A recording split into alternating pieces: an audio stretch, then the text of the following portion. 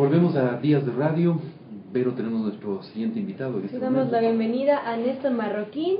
Él es ingeniero en sistemas, creador de algunos programas relacionados al ámbito de seguridad informática. También ha trabajado como asesor del registro civil y desempeñado otros cargos hasta agosto del 2008, en donde ha denunciado varias irregularidades en la emisión de cédulas de ciudadanía. También ha participado en el proceso de modernización del registro. Y por el caso que está aquí es porque ha sido acusado de falsificación de firmas y sellos. Bienvenido, Néstor. Buenas tardes, Néstor. En breves minutos, ¿cómo nos contaría su caso? ¿Por qué se considera un perseguido político por este gobierno? Bueno, ante todo, buenas tardes y gracias por la oportunidad de poder expresar libremente las situaciones que a veces nos vemos sometidos los funcionarios en el ejercicio de nuestras funciones. Y cuando somos honestos, y hay que poner bastante atención en eso, tenemos que afrontar los ataques de los que, digamos, tienen su interés ahí. Y efectivamente fui uno de los primeros directores de tecnología de este gobierno, por decir el segundo, el que fue director en ese tiempo que yo ejercí el cargo de coordinador de gestión tecnológica de la Dirección Nacional de Registro Civil, el ingeniero César Frixone, un caballero a carta cabal, un hombre que no se dejó influenciar y fruto de esa fuerza, digamos, de honestidad, renunció al cargo por no dejarse influenciar. ¿Había intentos de influenciarlo? ¿Cómo qué, Néstor? Exactamente, con fecha 22 de enero del 2010 y reconocida mi firma y rúbrica en esta denuncia, y que hago público, el documento que consta en la Contraloría, es cuando la persecución... Podemos, es más, mostrarlo a la cámara porque estamos transmitiendo también vía video streaming, ¿no es cierto? El canal es Libre Expresión 123. Libre 123. Entonces ustedes pueden acceder, ¿no es cierto?, al video de estas entrevistas. Y aquí Néstor nos muestra los documentos, ha traído los documentos, en el cual se ve que hay una denuncia ante el doctor Carlos Poli Fagioni, Controlador General del Estado. ¿En qué consistía esta denuncia, Néstor? Esta denuncia consistía en que en el trabajo técnico, porque obviamente mi experticia va en el tema de criterios de seguridad y en el asunto de la depuración de la famosa base de datos del registro civil, la base de datos que sirve como fuente para la elaboración del padrón electoral por parte del Consejo Nacional Electoral.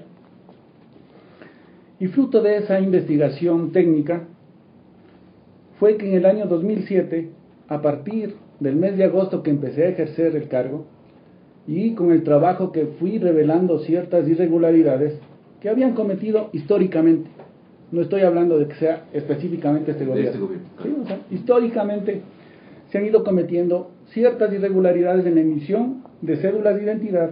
Algunas bastante documentadas, como la emisión de cédulas de identidad a miembros de las FARC, por ejemplo. Exactamente. Se revelaron con números exactos y con datos exactos para que las autoridades y obviamente la Contraloría, a partir de la denuncia presentada, entiendo yo, está haciendo las investigaciones del caso. Entonces se revela estos números de gente que no debía de estar, porque obviamente los ciudadanos ecuatorianos son las personas que nacen en el país o las extranjeras que, acogiendo el trámite normal, trámite regular para obtener la nacionalidad o la cédula de identidad, pues acceden al documento nacional. Más lo que se descubrió es que por el pago a ciertos funcionarios, pues cualquiera podía obtener una cédula de identidad. Otra situación que se descubrió era lo que yo llamo, en los cerca de 700,000 registros que se descubrieron, las famosas inconsistencias en identidad. Es decir, que por ejemplo, parejas que en su momento obtuvieron o contrajeron el matrimonio, unos por alguna circunstancia de migración, qué sé yo, pues pagaban a algún tramitador para que los divorcien momentáneamente, y obviamente quedaba el divorciado y el otro casado. Entonces, en el momento de hacer este cruce de información, bueno, me saltaron estas inconsistencias que obviamente elevé en el informe 120, en el memo 120 del año 2008, donde cerca de 1.200 páginas bueno, están detallados con números y con exactamente quiénes eran los responsables de esto. Esta red, que tiene tentáculos en el poder, y no podemos generalizar la red. La red ha existido. ¿Sí? Y que yo aquí en la denuncia, obviamente me voy a reservar los nombres para no faltar al derecho al buen nombre hasta que no se compruebe lo contrario, pero obviamente la denuncia es pública y los nombres están relatados con nombres y apellidos. ¿Está subiendo este documento en algún lado? ¿Usted tiene un blog, una página? Pero aquí está el documento digitalizado y todos los documentos soportes, que son más de 5.000 páginas, que también las entrego en formato digital porque obviamente no.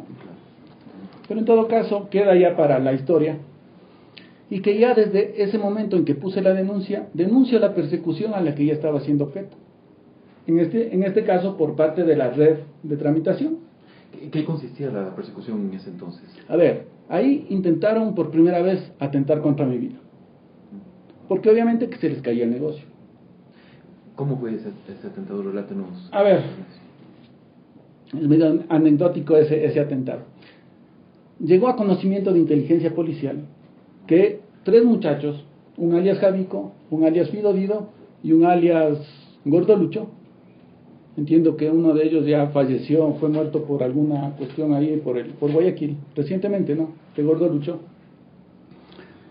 fueron contratados por el presidente de la Asociación de Empleados del Registro Civil para que, obviamente, al haber no cedido a colaborar con la red, porque claro, tuve la entrevista con recién nombrado, tuve la entrevista con esta gente y me propusieron pues que como todos han colaborado, pues simplemente yo también colabore, les otorgue unos 100 números mensuales para otorgar las cédulas directamente ingresando en el sistema, y que por esa situación iban a contribuir de $2,000 a $8,000, dependiendo del extranjero que se legalice. Impresionante. Así de frente. Así de abiertamente. Así de descarados. Y claro, tenía 3 días en el cargo. Entonces les dije a estos señores que realmente recién estaba ocupando el puesto y que realmente iba a ser como que no escuché esta conversación y que salgan, pero que conmigo no cuenten para esa situación, y peor con el director que tenía. Y claro, recién montado el gobierno, estaba en boga y en pleno funcionamiento el dicho que dice cero corrupción, ataque a las redes, a las mafias, qué sé yo. En todo caso, el asunto es que tuve este atentado, esta planificación de atentado, y claro, inteligencia policial hizo muy bien su trabajo, que localizó a los 3 muchachos, y obviamente les dijo, vean, tenemos esta denuncia reservada, y no tiene por qué prosperar. Y claro, desistieron estos chicos. Ciertos personajes de poder, ojo que obviamente que en el gobierno existen tanto buenos funcionarios como unos que tienen sus intereses. O sea, no podemos... ¿Y qué tan alto llegaba? A ver, el tema es que la relación que tenían ellos... No le digo que nos dé nombre, sí, pero ¿qué tan alto llegaba? No, asesores de la presidencia. O sea... Y sí tengo yo que particularizar el tema, porque a raíz de que nos negamos a sesgar las bases de contratación para el proceso de modernización, a raíz de que nosotros quisimos imponer el tema de la honestidad, es decir, que si convocábamos a un concurso público, pues participen las empresas interesadas y que obviamente la mejor oferta sería la que gane, sin ningún costo de entendimiento, como decía mi jefe en ese entonces. Aquí el proceso era sin costos de entendimiento. En otras palabras, las clásicas coimas que a veces hacen que ciertas empresas ganen algunos contratos. En todo caso... Entonces, pero Néstor, disculpe que le interrumpa, nos estaba relatando que la Asociación de Empleados contrata estas 3... o sea, supuestamente las contratan, ¿no? O sea, supuestamente las contrata a estas 3 personas para que atenten directamente contra mi vida. ¿Y cómo fue el atentado? Bueno, nunca llegó a darse, nunca ¿no? llegó, o sea, el de la policía porque inteligencia pudo pudo desarticular esta situación, pero ya nos puso en alerta. Se monta un juicio penal por parte de un personaje, y que ese sí le voy a decir con nombres y apellidos, porque tiene que ver y es bastante relacionado con mover el tema del movimiento del poder político para la persecución. O sea, tiene que ver. Este ciudadano se llama Juan Patricio Vega Paz. Este ciudadano es esposo de la licenciada Ofelia Dávila Reyes, actual presidenta de la Junta Parroquial de San Antonio de Pichincha por parte de Alianza País. Y este ciudadano es allegado al doctor Domingo Paredes, actual presidente del Consejo Nacional Electoral. Porque se liga, ¿no? El caso que nos contaba el doctor Machuca hace un momento con las irregularidades en el registro civil. Pero vayamos en el tiempo. Correcto. En ese entonces el doctor Paredes era asesor de la presidencia. Ocupaba algún cargo importante, creo que fue secretario del CONCEP también, fue secretario de Aguas, ministro de Aguas, antes de ser presidente del Consejo Nacional Electoral. Pero en todo caso estaba en el círculo del poder.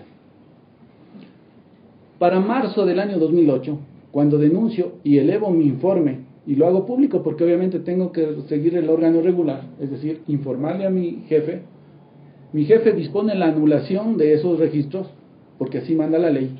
El momento que detectamos irregularidad en la emisión, automáticamente son nulos.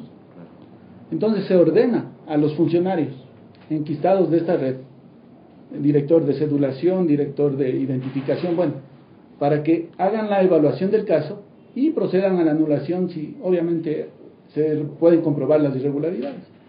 Caso contrario, bueno, sigue vigente el número de cédula otorgado. Siguió la investigación por parte de nosotros, porque obviamente es un trabajo acumulado de cerca de 30 años de procesamiento de información. O sea, hablamos de que desde 1980 que empezó a funcionar el sistema de la S400 hasta el año 2007, más o menos, ¿no? Unos 30 y 27 años para ser exactos. Entonces había que hacer el cruce de información de millones de registros, y es un proceso un poco tedioso. Pero en todo caso, los resultados fueron apareciendo. Cuando nos llega la novedad de que existen también personas que han obtenido más de 2 números de cédula, o 2 números de cédula, y que esta irregularidad afecta directamente al proceso de elecciones, porque estaría en capacidad de estos ciudadanos de votar 2 veces. Claro. Y de favorecer a alguien. ¿Y eran muchas las denuncias?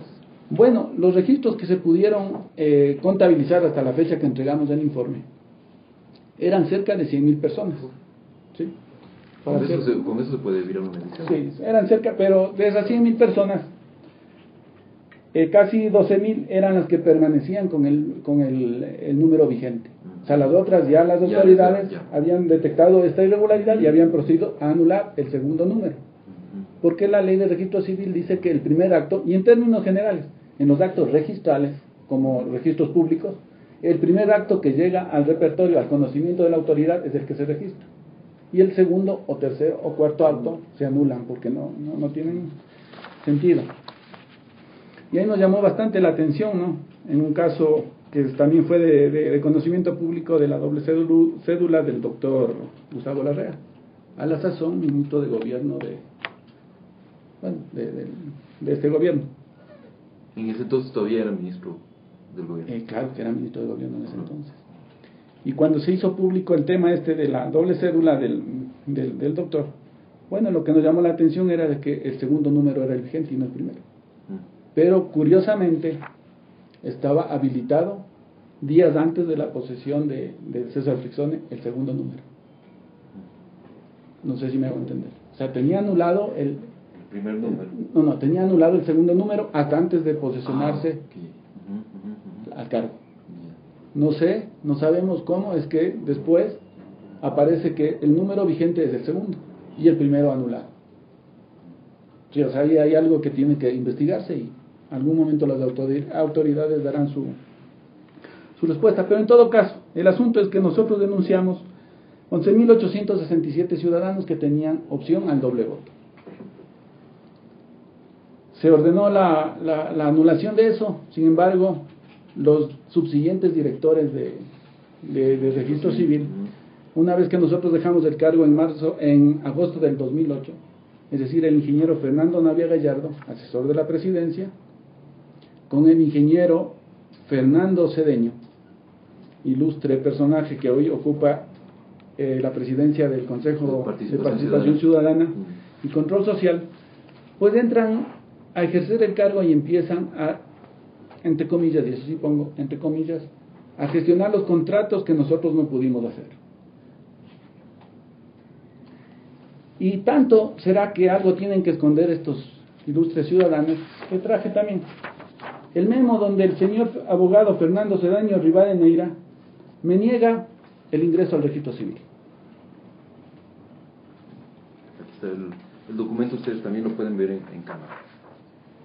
Por disposición de esta dirección se prohíbe terminantemente el ingreso al área de gestión tecnológica al ingeniero Néstor Marroquín, exfuncionario del registro civil, así como al personal no autorizado y ajeno a esta área.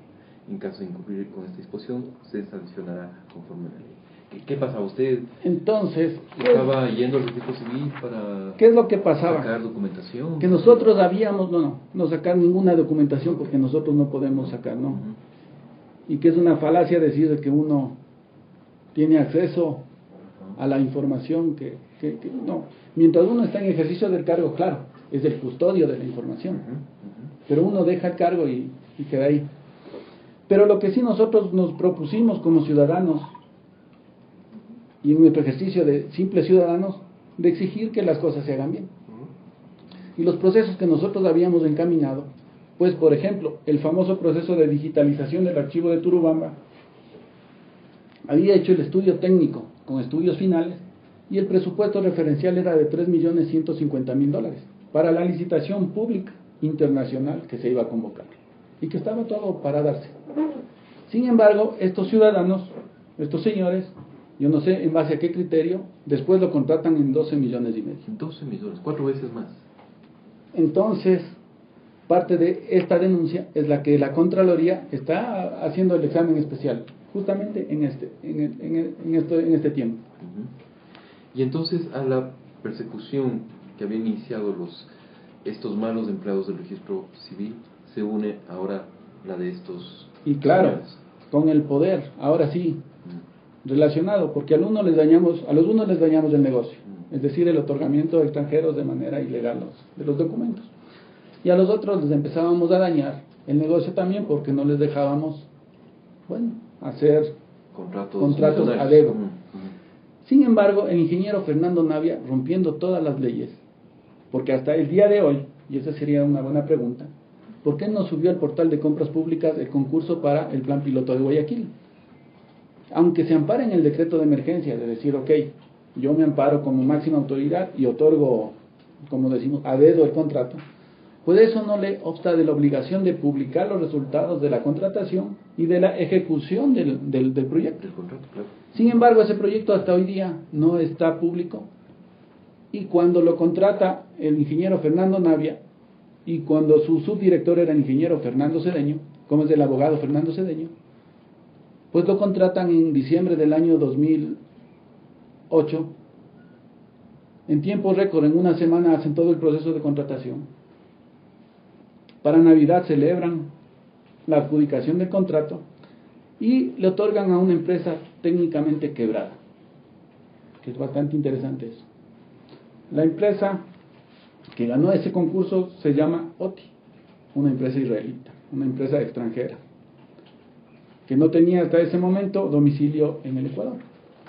Sin embargo, hay un informe, y que es parte de la denuncia que hemos presentado, que está presentado, digamos que es el equivalente de la Superintendencia de Compañías de los Estados Unidos de Norteamérica, que es la United States Securities and Exchange Commission, en la ciudad de Washington, en donde este informe, los estados financieros de esta empresa revelan que el valor de las acciones son negativos, es decir, la empresa no tenía patrimonio ni cómo sustentar una garantía. Peor para firmar un contrato por $4.200.000, que es lo que firmó con este otorgamiento a dedo. Cuando nosotros hacemos el estudio de qué es lo que contratan, y la Contraloría ya en un informe preliminar que se leyó el 26 de diciembre del año anterior, del año 2012, pues dice que, por ejemplo, los escáneres contratados, otra institución, Policía Nacional, los contrata en $530, y la Dirección de Registro Civil las contrata en $1.500. 3 veces más. Entonces ya existe un informe que está demostrando a todas luces que mi denuncia tenía todo el sustento. ¿De qué forma se ha manifestado la persecución, Néstor? Entonces, el asunto que viene esto. Me montan un juicio penal. ¿Por? Dicen que yo supuestamente falsifiqué las firmas del notario cuarto del doctor Jaime John Alba en una copia certificada. ¿Sí? ¿Qué es esto? Para entender, cualquiera puede ir a una notaría y solicita copia certificada de su cédula. Normalmente uno entrega el documento, le sacan la copia y dice, vengan unas 2-3 horas o si quiere espere, qué sé yo. Uno se presenta y retira el documento y uno no está, pues, diciéndole al notario, señor notario, preste su cédula, preste sus documentos para ver si es su firma o no es su firma, o si son sus sellos o no son sus sellos. Uno confía de buena fe que el documento que le otorga. Además, en un notario que se supone que es el protector de la fe pública, ¿no? El que representa la fe pública. Entonces, este documento, la copia certificada de de los documentos que uno tiene que presentar para cuando va a ejercer cargo público, le exigen que la carpeta esté totalmente certificada. Se les ocurre pues a estos ciudadanos de la red, en complicidad con este señor Vega, ha llegado al doctor Domingo Paredes, y, bueno, con sus nexos de poder,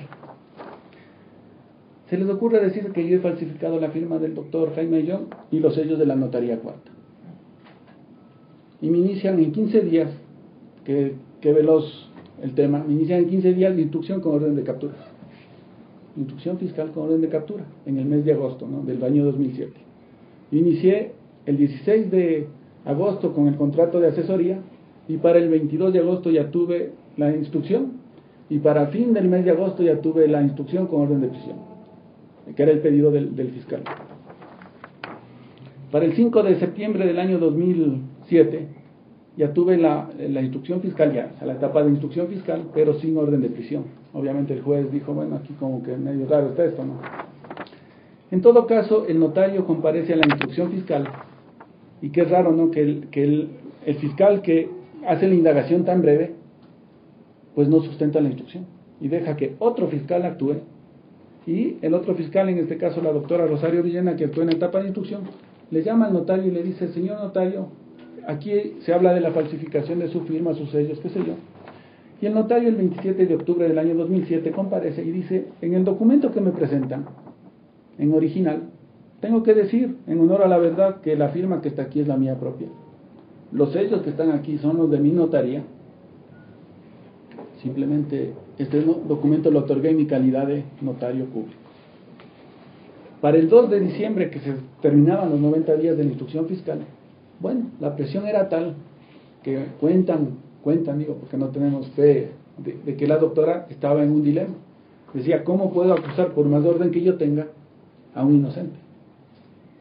Que también, ¿no es cierto?, en la fiscalía también hay personas que creo que tienen algo de conciencia, otros de pronto no. Pero en todo caso, el asunto es que justo por suerte hubo el cambio de fiscal del doctor Germán al doctor Washington Pesantes, justo unos 3 días antes de que se cierre el término de mi instrucción. Y por suerte, digo, hubo este cambio y la doctora emite su dictamen abstentivo. Y dice, en función de la declaración del notario, no encuentro méritos, por tal motivo Néstor Marroquín es inocente. Camine libre, señor, entre comillas, ¿no? Luego, esta red le presiona tanto al notario, y hasta ahí quiero llegar en mi suposición, que el 22 de febrero del año 2008 amanece muerto el notario.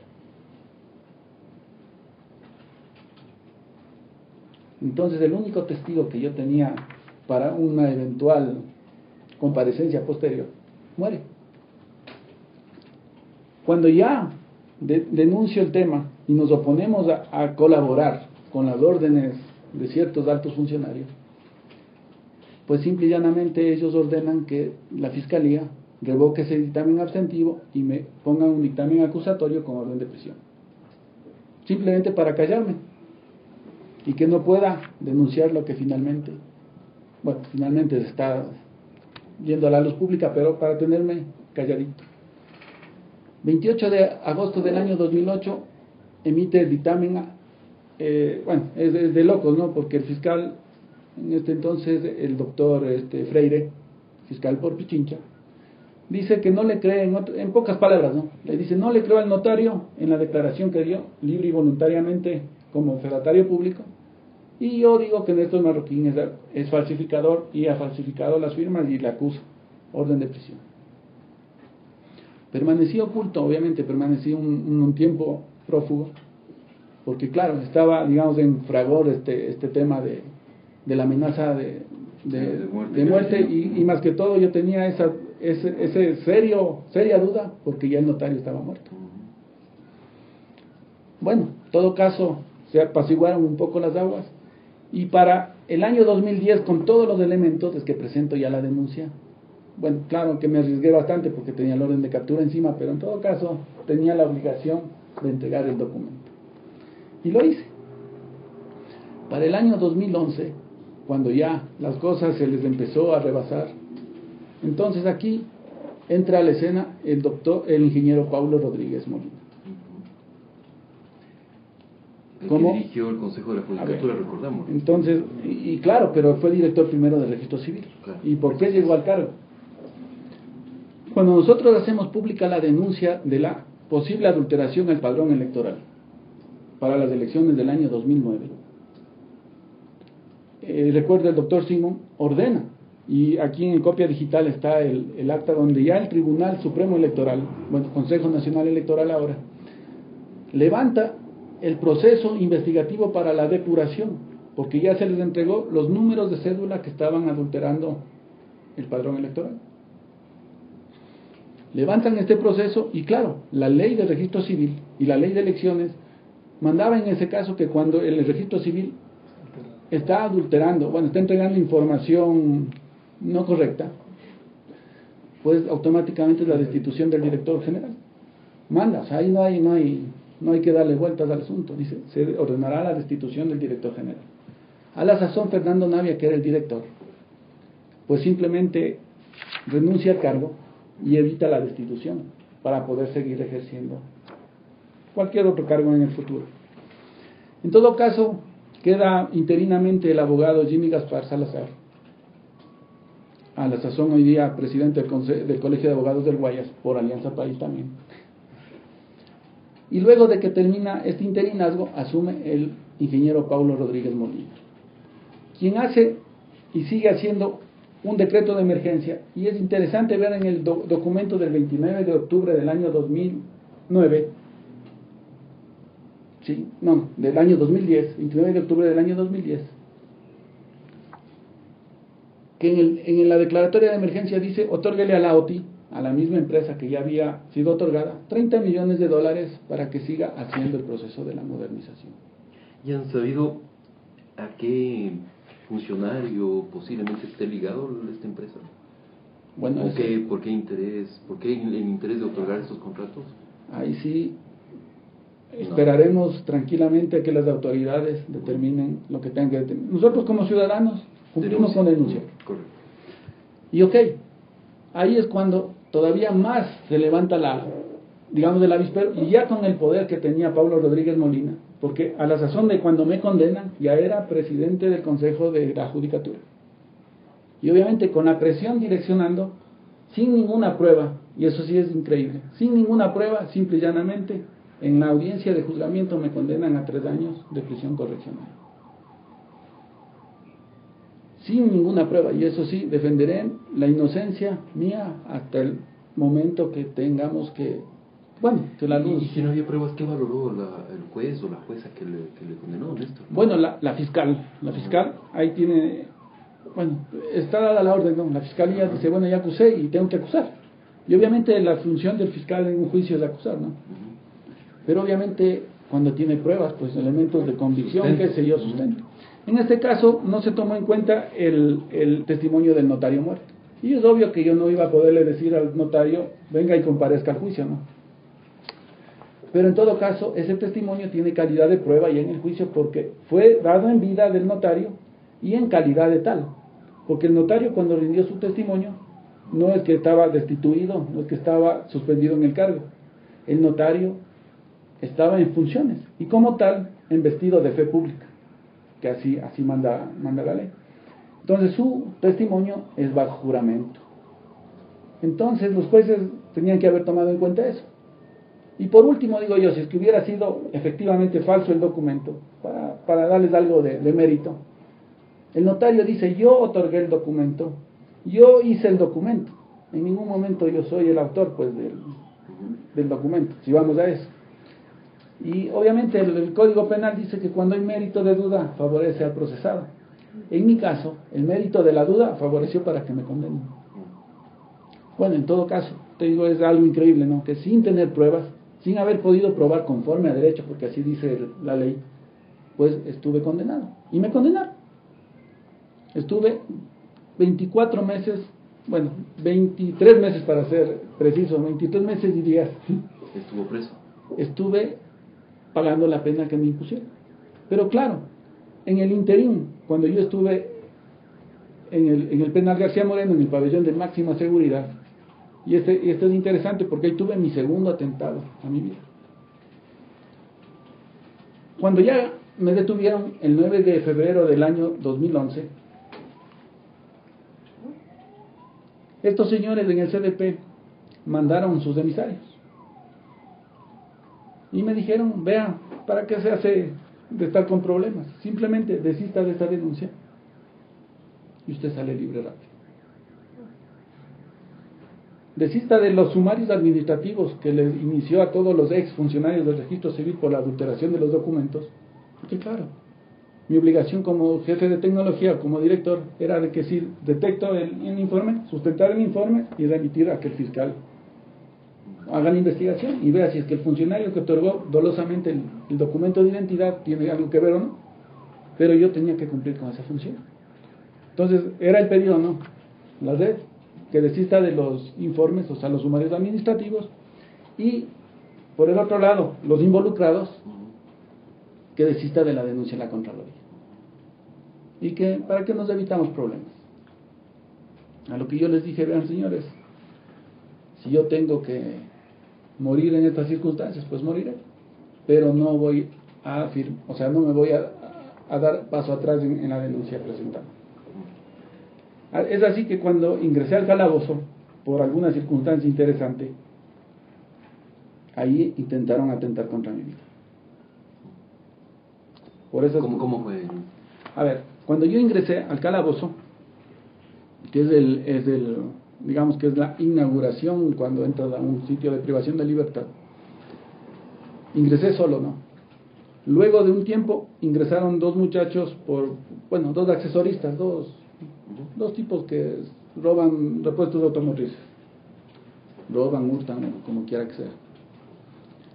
Y estos dos chicos ingresaron un poco golpeados, no sé si porque el mismo dueño del carro los cogió, qué sé yo.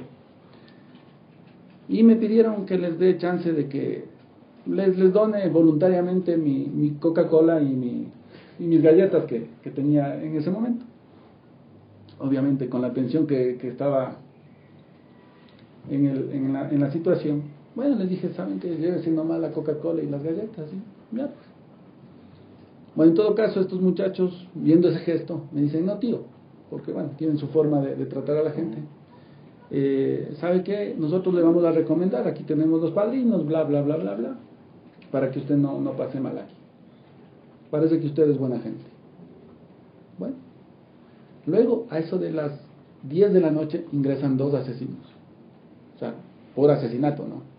Y estos tipos entran con toda la misión, creo yo, ya, de generar esta riña interna, crear este conflicto interno, y si es que podían victimarme, bueno, sería el parte uno más en la estadística, y se acabó el tema de la denuncia presentada, se acabaron los sumarios, se acabó todo el cuento.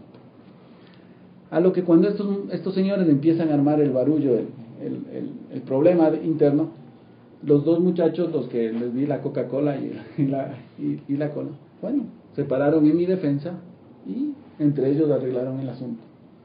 Y claro, digamos que los otros estaban un poquito más parados y los arrinconaron a estos dos asesinos.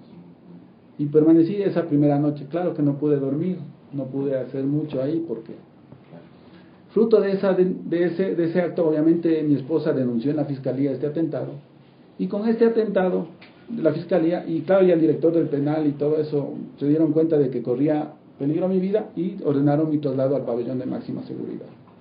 Y ahí permanecí hasta que pude, bueno, salir del... ¿En qué situación estaba en estos momentos, Néstor? Y yo sé que nos estamos tomando algunos minutos más de nuestro tiempo normal, pero creo que vale la pena conocer los detalles de su caso. Ok, ya estamos libres, ¿no? Estamos libres, pero sin embargo la persecución no ha cesado. ¿Cómo se manifiesta? A ver, obviamente que cuando uno ha purgado una pena, justa o injusta, como quiera que sea, pero tiene ya un récord manchado. Ya, el hecho de haber pasado preso ya lo limita bastante. Y el asunto es que ahora me he enterado de que a raíz de que estamos profundizando y insistiendo en que las cosas caminen, que no vayan al paso de tortuga, porque el 8 de diciembre de este año prescribe la acción contralora. Es decir, que estos ciudadanos van a estar esperando que llegue el 8 de diciembre para decir la Contraloría no pudo hacer nada y por tal motivo no hubo ningún acto irregular. Pero el asunto es que nosotros estamos en eso. ¿Y ahora en qué ingrata tarea ha mandado estos órganos del poder? A que simplemente se me cierren las puertas de trabajo. Entonces ya no solamente es el tema de la persecución judicial de la que fui objeto, no fue el tema de la condena injusta de la que fui objeto, no fue el tema ahora ya sino simplemente ahora es de la asfixia económica, para que de pronto diga, ¿sabe qué? De rodillas pedir perdón al poder y decir, bueno, ahora sí, me retracto, qué sé yo, cosa que no lo van a conseguir. O sea, en eso sí estamos firmes en el asunto y caminamos en eso.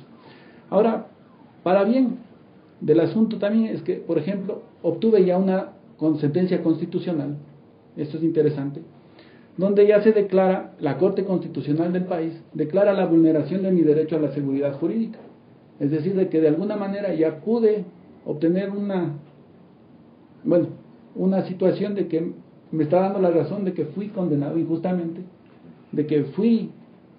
Lo cual en las actuales circunstancias no es poco. O sea, tener una sentencia favorable, además de la Corte Constitucional, no es un hecho menor. Entonces, pero el asunto es ¿por qué? Porque no respetaron mi derecho al tema de mi libertad. Porque cuando uno ya cumple, está purgando una pena, tiene derecho a la prelibertad y tiene derecho a la rebaja meritoria de penas.